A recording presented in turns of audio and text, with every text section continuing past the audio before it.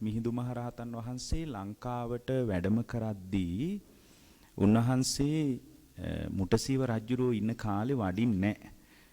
හේතුව තාරුණ්‍යක අගය ඇතුලේ තමයි බුදුරජාණන් වහන්සේගේ ධර්මයේ හොඳටම පැල කරන්න පුළුවන්. ඒ නිසා තමයි මේ වයෝවෘද්ධ රජුරෝ ඉන්න කාලේ මිහිඳු මහරහතන් වහන්සේ ලංකාවට වඩින්නෙත් නැත්තේ. ඒකෙන් අපිට තේරෙනවා මේ තාරුණ්‍ය ඇතුලේ තමයි ආධ්‍යාත්මික ලෝකාර්ථ සංසිද්ධියටත් ලොකු ඉඩක් වෙන් වෙන්නේ. බුදුරජාණන් වහන්සේගේ දේශනාව ගත්තාම බුද්ධ දේශනාව ඇතුලේ දියුණුව කරා යනවා නම් ඒ දියුණුව කරා යන කෙනෙක්ගේ ජීවිතය ඇතුලේ යෞවනී කියලා කියන්නේ දියුණුව කරා හොඳටම ඉදිරියට යන්න පුළුවන් කාලේ. දැන් බුද්ධ කාලයේ පිරිස ගත්තාම අපිට තේරෙනවා බොහෝ පිරිසක් වයෝවෘද්ධ ජීවිතේ සන්ධ්‍යාවේ හිටිය අය නෙමෙයි. සන්ධ්‍යාවේ හිටිය අය පැවිදි කරන්න භික්ෂුන් වහන්සේලා අකමැති වෙලක් තියෙනවා. ඔය රාද වගේ එක ස්වාමීන් වයසක මිනිස්සෙක් ඇවිල්ලා පැවිදි වෙන්න ඉල්ලීමක් කරද්දී මේ සාරිපුත්ත හාමුදුරුවන්වත් ඒකටවත් කැමති වෙන්නේ නැහැ. ඒකට හේතුව තමයි ලෝකෝත්තර දියුණුව කරා යන්න පුළුවන් හොඳම කාලය තමයි තාරුණ්‍ය කියලා කියන්නේ. අනිත් එක තමයි තාරුණ්‍ය ඇතුලේ පැල කරන්න ඕන දේ තමයි බුදුරජාණන් වහන්සේ වදාළ මූලික පණිවිඩයේ තියෙන සාරය. දැන් මිහිඳු මහරහතන් වහන්සේ ලංකාවට ඇවිල්ලා පළවෙනියෙන්ම දේශනා කරපු දේශනාව ඊටාම වැදගත් දෙයක් තාරුණ්‍යයට.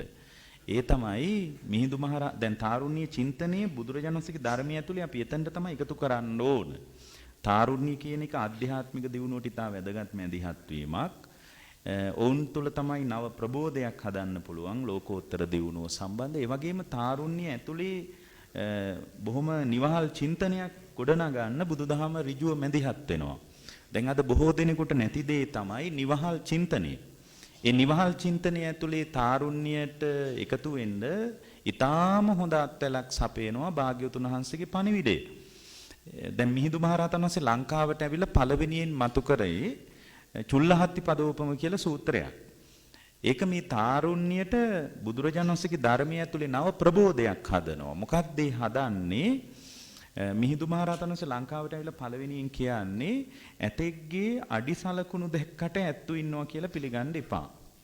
දැන් ඇතෙක්ගේ අඩි සලකුණු දැක්කහම ඇත්තු ඉන්නවා කියලා පිළිගන්න එපා, සැකෙන් යන්න කියනවා. තවත් ටිකක් දුර යනකොට ඒ සැකෙන් යන්න කියලා කියන්නේ වාමනික කියලා ඇතින්නියෝ ඉන්නවලු කැලෑවේ. දැන් මේ මහින්දාගමනයේ සම්බන්ධ ඊටාම වැදගත් සංසිද්ධි ගොඩාක් ඇතුළේනේ අපි මේ ධර්ම සංഭാෂණයට එකතු වෙන්නේ. ඒතකොට ඒ නිසා තාරුණ්‍යයේ චින්තනය බුදුරජාණන්සේගේ ධර්මයේ ඇතුලේ පැල කරන්න ඕනේ එතනින්. ඒ කියන්නේ දැන් තාරුණ්‍ය හරි කැමතිනේ නිවහල් බවට. ඒ නිවහල් භාවයට සම්බාධකයක් එයි කියලා තමයි තාරුණ්‍ය බුදුරජාණන්සේගේ ධර්මයේ ඇතුලේ මේ තාක් කාලයක් පැල වෙලා නැත්තේ, ජීවමාන වෙලා නැත්තේ. නිවහල් භාවය සම්බන්ධ තාරුණ්‍යයට කරන යෝජනාවලිය ලෝකේ කිසිම ඉගැන්වීමක නැහැ බුද්ධ දේශනාවේ තරම්. ඒ කියන්නේ දැන් බාහිර පෙනුම, බාහිර ප්‍රතිරූපය වගේ දේවල් තාරුණ්‍ය වඩාත් උනන්දුවෙන් වැළඳ ගන්න තත්ත්වයන්. ඒතකොට ඒවා වෙනස් කිරීම තමයි අපේ පන්සලෙන් ප්‍රධානව කෙරුණේ. ඒතකොට අඳින විදි ඔයා පන්සලට එනවනම් මෙහෙම අඳින්න. ඔයා මේ විදියට කතා කර. ඒකක්වත් බුදුදහමේ කේන්ද්‍රගත කතාවට සම්බන්ධ නැහැ.